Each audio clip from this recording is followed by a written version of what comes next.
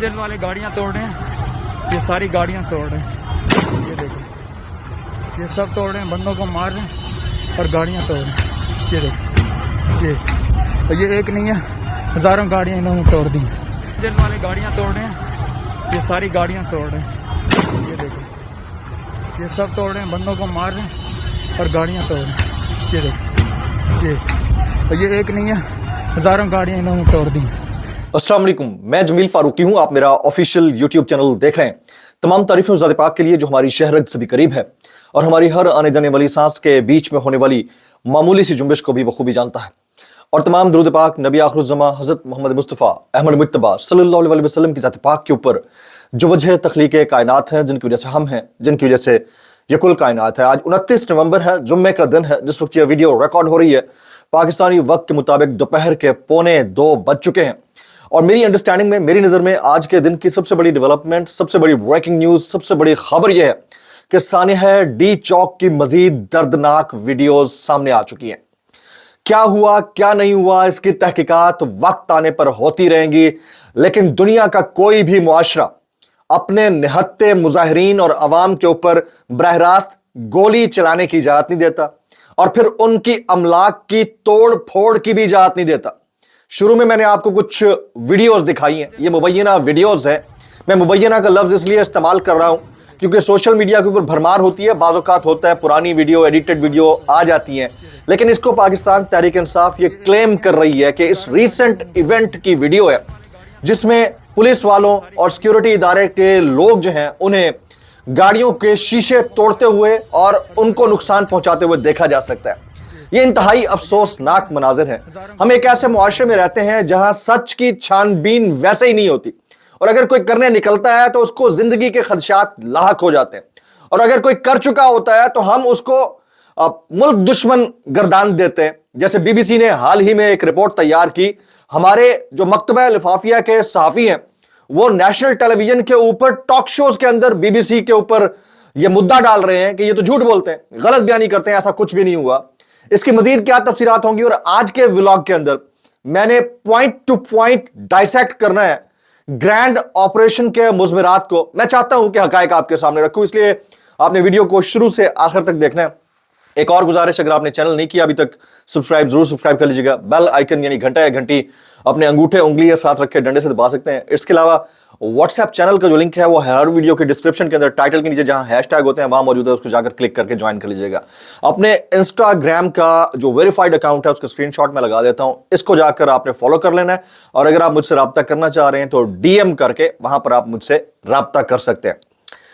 انتہائی افسوسناک ویڈیوز اب منظر عام پر آنا شروع ہو گئی ہیں، اور لوگ اب اس کے اوپر ڈسکس بھی کر رہے ہیں۔ دنیا کا کوئی بھی قانون، کوئی بھی آئین، کوئی بھی ڈیموکریسی، کوئی بھی ڈیموکریٹک رولر یہ اجازت نہیں دیتا، اور اخلاقیات بھی اجازت نہیں دیتی کہ اپنے ہی شہریوں کے اوپر، نہتے شہریوں کے اوپر، جب یہ پتا ہو کہ وہ آرمڈ نہیں ہے، ان کے اوپر فائر کھول دیا جائے۔ اب بی بی سی اس کی تصدیق کر رہا ہے، دی گارجین اخبار جو ہے وہ اس کی تصدیق کر رہا ہے، انٹرنیشنل فورمز اس کی تصدیق کر رہے ہیں۔ وہ جو معاملات وہاں پر ہوئے اسپتالوں کے اندر، اس کے ڈاکٹرز نام بتانے کی شرط کے اوپر بھی تفصیلات بتا رہے ہیں۔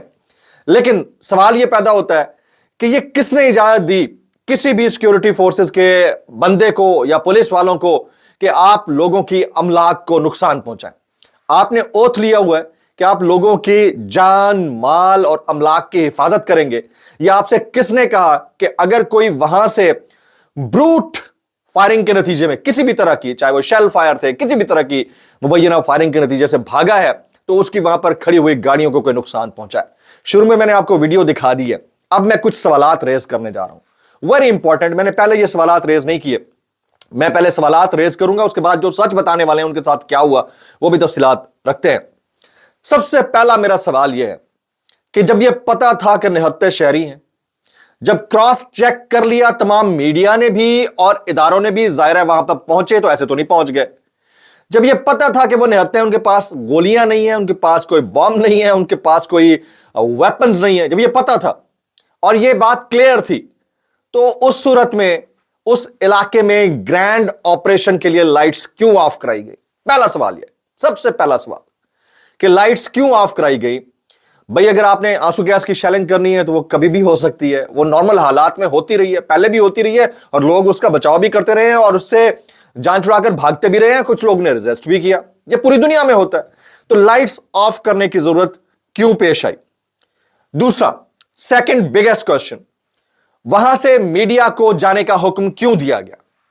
अगर लोगों को वहां से भगाना मकसूद था, लोगों को वहां से, इस सरकार ने लोगों को वहां से भगाना था, या इस सरकार ने यह डिसाइड कर लिया था कि इनको डिस्पर्स करना है, तो मीडिया को वहां से जाने का हुक्म क्यों दिया गया?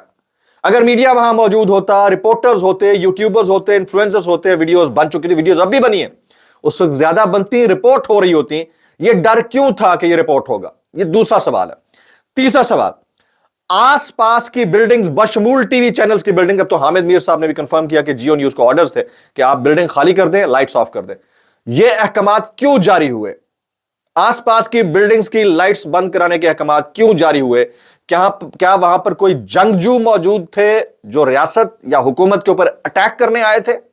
बिल्डिंग बंद करा के, लाइट्स ऑफ करा के क्या किया जाना था?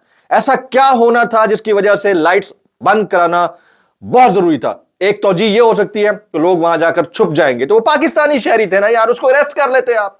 तो उनके पास गन्स तो नहीं थी या आर्म्ड तो नहीं थे, बाद में तो आज भी डाल दे, मसला नहीं है। ये तो पाकिस्तान की रिवायत है, पंजाब पुलिस की खास तौर के ऊपर रिवायत है कि बंदा पकड़ो, चर्च डाल दो। अभी बतीउल्ला जान के साथ क्या किया है, बैरियर तोड़ रहा था, आइस का नशा किया हुआ था। ये तो एक रिवायत है ना पुलिस की, पुलिसिंग तो होती ही इसी तरह है हमारे साउथ ईस्ट एशिया के अंदर या साउथ वेस्ट एशिया के अंदर। उसको तो आप 2 मिनट के लिए छोड़ दें। तो जब ये तय था कि आर्म्ड नहीं है तो उनको पकड़ना मकसूद था, लाइट्स ऑफ कराने की, आसपास के अतराफ की बिल्डिंग्स खाली कराने की वजह क्या थी? अच्छा, फिर जब लोग जख्मी हुए या अस्पतालों में दाखिल कराए गए तो उन तक मीडिया को और उनके लवाहिकीन की एक्सेस को क्यों रोका गया? भाई उन तक डॉक्टर्स की एक्सेस थी, चलो डॉक्टर्स तक की लवाहिकीन की एक्सेस या मीडिया की एक्सेस होती, वो भी रोकी गई, तो क्यों रोका गया? फिर कुल शहादतों की तादाद या लाशों की तादाद, मुझे अफसोस हो रहा है ये बात कहते हुए कि उसको क्यों नहीं अभी तक बताया गया, डिक्लेयर किया गया कि इतने लोग शहीद हुए या इतने जख्मी हुए। पोली क्लिनिक की जो रिपोर्ट आई उसके ऊपर भी फिर जिन्होंने इसके ऊपर हकायक खोजने की कोशिश की है, जैसे मतीउल्ला जान साहब, वो गिरफ्तार होते हैं, पहले अबडक्ट होते हैं, फिर गिरफ्तार होते हैं और उनके ऊपर चर्च का, आइस का मुकदमा डाल दिया जाता है, बैरियर तोड़ने का, और वो उनके ऊपर 2 रोज का जिस्मानी रिमांड दे दिया जाता है। शाकिर आवान लाहौर से अगवा होते हैं, अभी तक पता नहीं है, इस वक्त तक जिस वक्त वीडियो देख रहे हैं अभी तक पता नहीं कि उनके साथ क्या हुआ है। तो जो तहकीक कर रहे थे उनको तहकीक करने की पूरी आजादी क्यों नहीं थी? ये अगला सवाल। फिर जो लोग रिपोर्ट कर रहे हैं, यानी इंटरनेशनल मीडिया रिपोर्ट कर रहा है, उसके ऊपर हमारे मकतबा लिफाफिया के सहाफी इतने बेगैरत, इतने इनसेंसिटिव हो चुके हैं कि टीवी टॉक शोज में बैठकर कह रहे हैं कि तो बीबीसी का तो एजेंडा ही ये होता है, ये तो पाकिस्तान मुखालिफ हैं, तो ये तो जानबूझ के गलत बयानी कर रहे हैं। उन्होंने फर्जी नाम लिखे, और ये बड़ी डिसेंट वे होता है किसी की लाइफ प्रोटेक्ट करने का, क्योंकि नाम आप डिस्क्लोज करेंगे, या जिस मुल्क के अंदर डी चौक के अंदर मुबैना फायरिंग के नतीजे में हलाकतें हो सकती हैं, शहादतें हो सकती हैं, वहां पर किसी का नाम लिख दें, कल को वो भी चुकिया जाएगा। तो इसको बचाने के लिए उन्होंने ये किया। तो एनी हाउ, ये जिम्मेदाराना रिपोर्टिंग होती है, उसके खिलाफ टॉक शोज हो रहे हैं कि ये क्या हुआ है। यानी हम इतने इनसेंसिटिव हो चुके हैं। ये मेरे 5 पॉइंटर्स थे जो मैं आपके सामने रखना चाह रहा था। जरूरत क्यों पेश आई? ये करना मकसूद ही नहीं था। जब अनआर्म्ड और निहत्ते थे, उनको गिरफ्तार करते, 50 लाख लोग भी थे, उनको गिरफ्तार करते, आप बैरकों में डालते, उनके जेलों की बैरक्स में डालते, मसला नहीं था। लेकिन ये जो कुछ हुआ है, दुनिया का कोई मुआशरा जो है ना, वो ओपन शॉट की इजाजत नहीं देता, स्ट्रेट फायर्स की। अगर ये हुआ है तो बहुत अफसोसनाक है, इसकी गूंज सदियों तक सुनाई देती रहेगी और बहुत ही ज्यादा अफसोसनाक है। इसके ऊपर जो दूसरे सवालात हैं, फिर मुझे उस बुज़दिल क़यादत से करने हैं जो पाकिस्तान तहरीक इंसाफ की बुज़दिल क़यादत है, जो लोगों को वहां पर लेकर आई थी। आपने बंदे मरवाए, आप क्लेम करते हैं सैकड़ों हैं। मैं लाशों की तादाद में नहीं जाता, सैकड़ों नहीं होंगे, दर्जनों भी नहीं होंगे, चंद होंगे, जख्मी चंद होंगे। आप उनकी लाशें तो लेके जाते यार। चलें, आप वहां पर गायबाना नमाज जनाजा अभी हो रही होगी जिस वक्त आप वीडियो देख रहे हैं। आपने केपी के असेंबली का इजलास भी बुला लिया, वहां पर भी आपने 3 रोजा सोग का ऐलान कर लिया, सब कुछ ठीक है। अब तो गन फायर नहीं हो रहा था, अब तो अस्पताल आकर आप अपने बंदे ले सकते थे, उनकी लाशें ले सकते थे, या आप فہرستیں جاری کر سکتے تھے. میرے خیال میں this was the highest moment for P T I کہ آپ اپنے بندے جو غائب ہوئے ہیں, جو ابھی تک نہیں مل رہے ہیں, ان کی لسٹیں جاری کر دیتے, لاپتہ کی شکل میں, جو شہید ہوئے ان کی شہادتوں کی شکل میں, جو زخمی ہوئے ان کے زخمیوں کی شکل میں, جو زخمی ہو کر وہاں سے چلے گئے ہیں ان کی پوسٹ مارٹم رپورٹ آپ کے پی کے اسپتالوں سے جاری کروا سکتے تھے. آپ نے 3 دن نمٹا دیے اس چکر کے اندر, اور آپ نے مزید ڈاؤٹ فل کر دیا اپنے کنڈکٹ کو. پی ٹی آئی کے جو زوما ہے یہ انتہائی افسوسناک ہے. یہ میں نے آپ کے ساتھ شیئر کرنا تھا. اب میڈیا کیوں نہیں بول رہا؟ لوگ سوال کریں کہ جو آپ کا مین اسٹریم میڈیا ہے, نیشنل میڈیا ہے, وہ بات کیوں نہیں کر رہا؟ کیوں کرے گا بات؟ بھائی ابھی تک کی لیٹسٹ اپڈیٹ ہے 3200 صحافیوں کو, 3200 journalists to receive plots in Lahore announces Punjab government. 3200 plots صحافیوں کو لاہور کے اندر دیے جا رہے ہیں اکراس دا بورڈ. ایسے ملک میں آپ توقع کریں گے؟ اور یہی حال ہمارے لائرز کا ہے, یہی حال ہمارے بروکریٹس کا ہے اور عدلیہ کا ہے. معذرت کے ساتھ اس صورتحال کے اندر آپ کیا ایکسپیکٹ کرتے ہیں؟ یہ اس کے اوپر مزید بندہ بات کرے تو کیا کرے. اس والے معاملے کے اوپر حامد میر صاحب کہتے ہیں, حامد میر صاحب کا سٹیٹمنٹ ہے, وہ کہتے ہیں 3 گھنٹے تک اتنی شدید فائرنگ کی گئی جیسے فلسطین یا لبنان کا منظر. یہ ڈی چوک واقعے کے بارے میں حامد میر کہتے ہیں. منیب فاروق, اب یہ الفاظ سن لیجئے. ایک طرف حسن ایوب کہہ رہا تھا 100 سر کھول دیے, یعنی 100 جو گاڑیاں ہیں ان کو تباہ کر دیا, 100 سر کھول دیے. گاڑیوں کی تباہی کے جو فوٹیج ہے آپ نے شروع میں ملاحظہ کر لیا, 100 سر کھول دیے. یہ منیب فاروق کہتے ہیں کہ جو اصل میں ہوا ہے آپ اس کا صرف 25% دنیا کو بتا رہے ہیں. ریاست نے شدت سے طاقت کا استعمال کیا اور بلا مغالبہ آنے والے دنوں میں اس کی آواز سنائی دیتی رہے گی. یہ گلوریفائی کر رہے ہیں, پریز کر رہے ہیں. آپ عام آدمی کے ساتھ جو کچھ ہوا ہے اس کے اوپر آپ پریز کر رہے ہیں. شرم سے ڈوب مرنا چاہیے آپ کو. اچھا, طلال چودھری صاحب, کنٹینرز پر نماز پڑھنے والے کو 50 وارننگز دی گئی, 50 وارننگز. اس کے بعد ایکشن لیا گیا. اگر آپ ٹرین کے سامنے نماز پڑھیں گے وہ آپ کو کچلے گی. میں اس کی بالکل مذمت نہیں کرتا, اور لخ لعنت ہے جو اس کی مذمت نہیں کرتا.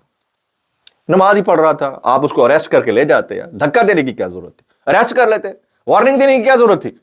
آپ کے 6 لوگ جا کر اس کو پکڑ لیتے, اٹھا کر لے جاتے, گاڑی میں ڈال لیتے. اتنی سی بات ہے. یہ آپ نے بروٹیلٹی کا مظاہرہ کیا, اس کو انڈورس کر رہے ہیں اور مذمت بھی نہیں کر رہے. یہ بے حس اور بے شرم معاشروں کے اندر ہوتا ہے. آپ میں سے کسی بڑے یا کسی آپ کے رشتہ دار یا آپ کے فیملی پرسنز یا آپ کے کسی بچے کے ساتھ یہ ہو جائے نا, آپ کی چیخیں نکل جائیں. بہت بڑا ظلم ہے, اور ظلم اور بربریت کے اگینسٹ تو ہم ہمیشہ کھڑے رہیں گے, چاہے اس کا کتنا ہی بڑا ہمیں بھگتان کیوں نہ بھگتنا پڑے. ابھی آگے چلتے ہیں, آگے سٹوریز ہیں. توشہ خانہ 2 کیس میں عمران خان اور بشرا بی بی پر فرد جرم کی کارروائی ایک دفعہ پھر 3 دسمبر تک مؤخر کر دی گئی ہے. اسپیشل جج سینٹرل نے اڈیالہ جیل کی بجائے G11 عدالت میں سماعت کی. ایڈوکیٹ ایمان مزاری نے, اگلی سٹوری ہے, صحافی متی اللہ جان کے جسمانی ریمانڈ کے خلاف آج اسلام آباد ہائی کورٹ سے رجوع کر لیا ہے. درخواست آج ہر حال میں استدعاء کے لیے رکھی جائے گی. لاہور میں شاکر محمود اوان کی بازیابی کے کیس کی جسٹس طارق سلیم شیخ نے سماعت کی ہے. فی الحال حکام کو CCPO سے رپورٹ لے کر عدالت پیش کرنے کا حکم دیا گیا. تھوڑی دیر بعد سماعت ہوگی, جس پر آپ ویڈیو دیکھ رہے ہوں گے اس وقت سماعت ہو چکی ہوگی. ڈی چوک سے اچھا کل ایک اور انہونی ہوئی. مطلب آپ اتنے تو بڑے کوئی آئنسٹائن ہیں یار, یہ سرکار, یہ حکومت. کل ایک اور انہونی ہوئی. ویسے تو جو ہوتا رہا ڈی چوک پہ, اس سے 3 دن پہلے اور 3 دن بعد تک ساری عدالتیں سوئی رہیں. چیک کریں. ڈی چوک سے گرفتار 19 ملزمان کو گزشتہ شب یعنی کل رات, جمعرات کی رات 10:30 بجے انسداد دہشت گردی عدالت اسلام آباد اور پنڈی میں پیش کیا گیا. ملزمان کو انسداد دہشت گردی عدالت, یہ اسلام آباد کی تھی, عدالت کے جج طاہر عباس سپرا کے روبرو پیش کر کے 10 یوم کے جسمانی ریمانڈ کی استدعا کی گئی. عدالت سے 4 روزہ جسمانی ریمانڈ منظور ہوا. رات گئے ملزمان کو عدالت میں پیش کیا گیا, جبکہ کوئی بھی وکیل پیش نہ ہو سکا. ملزمان کو رات گئے عدالت پیش کرنے پر شوکاس نوٹس جاری کر دیا گیا. یہ عدالتی حکم تھا. اب آپ مجھے بتائیں کہ جس وقت ہم پوری دنیا میں موریلٹی, اخلاقیات, سول رائٹس کے اوپر ڈیبیٹس ہوتے ہوئے دیکھتے ہیں, ٹھیک ہے بہت ساری دنیا غلط کام بھی کر رہی ہے, جیسے اسرائیل فلسطین ایشو آیا, ہم دیکھ رہے تھے وہاں پر کیا ہوا, بہت افسوسناک ہے. لیکن اس وقت ہمارے ہاں کیا ہو رہا ہے, جس وقت ایلن مسک مطلب کہاں سے کہاں پہنچ چکا ہے, ہمارے ہاں کیا ہو رہا ہے. امریکہ میں ڈونلڈ ٹرمپ, جس کا سوچ بھی کوئی نہیں سکتا تھا کہ دوبارہ وہ اقتدار میں آئے گا, لیکن انہوں نے اپنے سٹیزنز کے رائٹس کے خلاف جا کر کوئی ایسا کام نہیں کیا. پاکستان میں کیا ہو رہا ہے, ہم یہاں پر کیا کریں. اس سارے واقعے پر بہت سارے ہمارے دوست کمنٹ کریں, لیکن عمران رضا خان, سمیع ابراہیم, صابر شاکر, ڈاکٹر شہباز گل, مینی ادر, اور یہ مقبول جان صاحب کا ٹویٹر بھی خاموش ہے. دعا کیجیے کہ اس کے اندر سے بھی آواز آنا شروع ہو جائے. السلام علیکم ورحمۃ اللہ وبرکاتہ.